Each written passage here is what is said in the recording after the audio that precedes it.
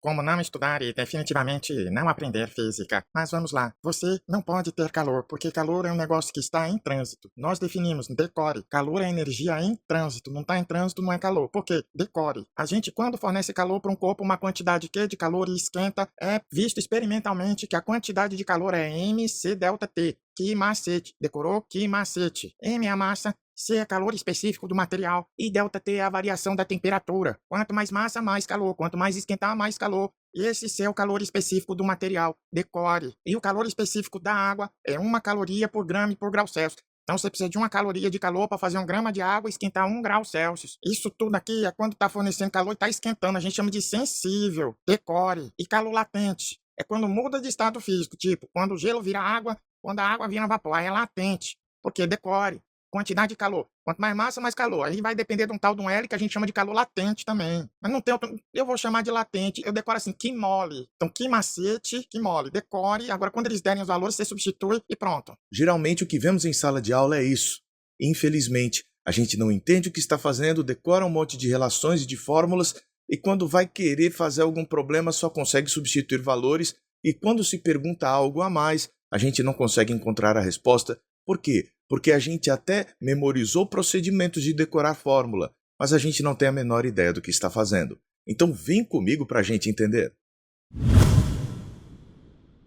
Para você compreender o significado do calor, você precisa entender que os corpos possuem uma propriedade chamada energia, relacionada ao movimento dos corpos, e aí a gente chama de energia cinética, e energia potencial, relacionada a como estão posicionadas as partículas. Essa propriedade de energia, ela pode ser alterada mediante interação com outros corpos, e a interação é feita por meio de força. Mas não basta haver esta interação. Deve haver interação, força, e transformação, deslocamento. Quando há aplicação de uma força e ocorre deslocamento, há realização de trabalho, e este trabalho implica variações nas quantidades de energia.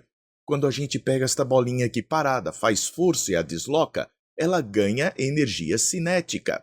Quando nós pegamos estas duas bolinhas, que se relacionam já entre si por meio da força elástica, nós agora fazemos força e as separamos, neste desagregar que nós fizemos, nós transferimos energia. Você fala, mas Douglas, elas não estão em movimento, elas só estão agora afastadas. Porque este tipo de energia é chamada energia potencial. Não se manifesta no movimento, mas nas deformações, nas mudanças de posição. A energia existe também no contexto microscópico. As moléculas, os átomos dos corpos apresentam-se em movimento, mas esse movimento das partículas que constituem a matéria é percebido por nós por meio de uma outra grandeza física chamada temperatura. Tanto é que é comum se definir temperatura como uma medida da agitação das partículas que constituem um corpo. Na verdade, a temperatura está relacionada com a energia cinética média do movimento de translação das partículas que constituem o corpo. Então, para aumentar a temperatura, precisamos fornecer energia. Mas também existe um outro tipo de energia, que é a energia potencial, relacionada às forças que mantêm as partículas unidas, as forças intermoleculares. Se você quiser desagregar, você vai precisar aumentar a energia potencial. Por isso que quando a gente quer passar do estado sólido para o líquido, a gente desagrega fornecendo energia. E passando do líquido para o gasoso, a gente desagrega ainda mais as partículas, transferindo mais energia. Mas então, o que é o tal do calor? Imagine que você tem aqui uma panela com água e a boca do fogão. A gente sabe que espontaneamente vai acontecendo aqui o aquecimento desse nosso objeto. E como é que isso vai se proceder? Haverá transferência de energia, mas essa transferência ocorre por meio de força e deslocamento no contexto microscópico. Como assim? Você sabe que existe uma temperatura maior aqui na chama do fogão. Existe uma temperatura menor no metal da panela. Isso quer dizer que as partículas aqui da chama do fogão estão mais agitadas. E no que elas estão mais agitadas, elas vão colidir com as partículas aqui que formam a base da panela. Nessa colisão, ela vai dar uma suave empurrada aqui nessas pequenas partículas, fazendo com que elas fiquem mais agitadas, ou seja, a panela esquenta naturalmente por conta dessa transferência de energia que aconteceu. da região onde ela estava mais concentrada nas moléculas a uma maior concentração de energia por molécula, por partícula, aqui na chama do que na panela. Essa concentração por partícula de energia está relacionada à temperatura. Então, ocorre espontaneamente a transferência de energia das regiões de partículas mais agitadas para as regiões de menor agitação. E esse processo de transferência de energia é chamado calor. Vamos então à conclusão. Calor é o processo de transferência de energia que ocorre espontaneamente para as regiões de menor temperatura. Esse calor se deve à diferença de temperatura. Chamamos também calor o valor da energia que foi transferida assim. Então, quando nós falamos quantidade de calor, significa quantidade de calor transferida mediante este processo. Agora vamos estudar as transformações que o calor provoca nos corpos. Lembre-se que calor é a transferência de energia mediante o processo calor. Entendeu? Temos aqui o nosso objeto que vai ser uma chaleira com um pouco de água, 100 gramas de água. Fornecemos 3.000 calorias de energia, que equivale a 12.540 joules ou joules. Douglas, como assim? Uma caloria é a mesma coisa que 4,18 joules de energia. Fornecemos essa quantidade de energia a 100 gramas de água. A temperatura aumentou em 30 graus Celsius. A água ficou bem mais quente. Você já deve ter percebido que se deixar aqui a panela mais tempo no fogo, essa água vai esquentar ainda mais. Então, se a gente dobrar a quantidade de energia fornecida, dobra o aumento da temperatura. Por exemplo, antes eu forneci 3.000 calorias e isso esquentou em 30 graus Celsius, esses 100 gramas de água. Se eu fornecer 6.000 calorias, esta mesma porção de água vai esquentar o dobro do que havia esquentado antes. Assim, nós dizemos que a quantidade de calor é diretamente proporcional à variação da temperatura. Proporcional a é representado por este símbolo aqui. Mas e se ao invés de esquentar mais a água, a gente tivesse colocado mais água para esquentar? Se você precisa de 3.000 calorias para fazer estes 100 gramas esquentar em 30 graus Celsius, vamos agora esquentar os mesmos 30, mas não mais aquele pouquinho de água. Você sabe que vai ter que deixar para esquentar mais água mais tempo no fogão. Por quê? Porque você vai precisar de mais energia. São necessárias 3 vezes mais energia se eu quiser esquentar 3 vezes mais massa de água. Então, a quantidade de calor necessária aí vai ser proporcional à massa envolvida. E a gente equaciona desta maneira. A quantidade de calor é diretamente proporcional à massa. E se a gente mudar a substância? Se você quiser esquentar os 100 gramas de água em 30 graus Celsius, vai precisar de 3.000 calorias de energia. Mas, se você for fazer a mesma coisa com óleo, vai precisar da metade da quantidade de energia. Então, cada substância tem uma propriedade que nós vamos chamar de calor específico dessa transformação, que é sensível ao termômetro. A gente consegue sentir essas transformações utilizando um termômetro. Olha que legal! Nós vimos que a quantidade de calor é proporcional à variação da temperatura. E a quantidade de calor também é proporcional à massa envolvida. Nós podemos então dizer que a quantidade de calor é diretamente proporcional ao produto, massa vezes variação de temperatura. Mas toda proporção pede uma constante de proporcionalidade. Vamos aqui a um caso de um canil. Em um canil, a quantidade de patas de cachorro é proporcional à quantidade de cachorros que nós temos no canil.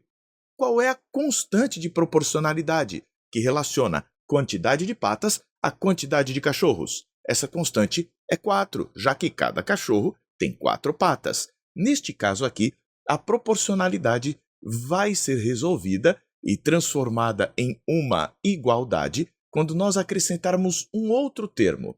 Esse termo estará relacionado ao material, à substância que está aqui envolvida e vai receber o nome de calor específico, olha, da espécie, do material, da substância. Então, assim fica a nossa expressão. A quantidade de calor vai ser dada pela expressão massa vezes esta propriedade que é o calor específico do material vezes a variação da temperatura. Mas você talvez já esteja pensando, Douglas, essa quantidade de calor é medida em calorias ou joules. Essa massa a gente usa bastante comumente em gramas. E essa variação da temperatura em graus Celsius, qual será a unidade do C? Basta você isolar o Czinho, coloca Qzão sobre m delta T.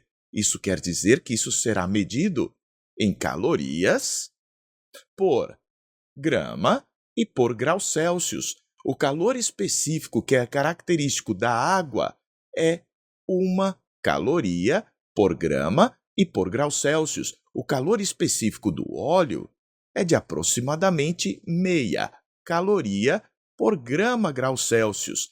Verifique, então, que este valor aqui vai depender da espécie, é específico, e vai representar o quão difícil vai ser aquecer o material. Quanto maior o valor deste termo, maior será a quantidade de calor. Então, materiais com calor específico sensível, a gente até coloca aqui o nome de sensível, mas por que, Douglas? Porque essas transformações podem ser sentidas por meio de um termômetro. No termômetro, nós verificamos a mudança da temperatura. E a mudança de estado físico, hein? Ela é uma transformação escondida. Daí o termo latente. Latente é algo que a gente não percebe de imediato.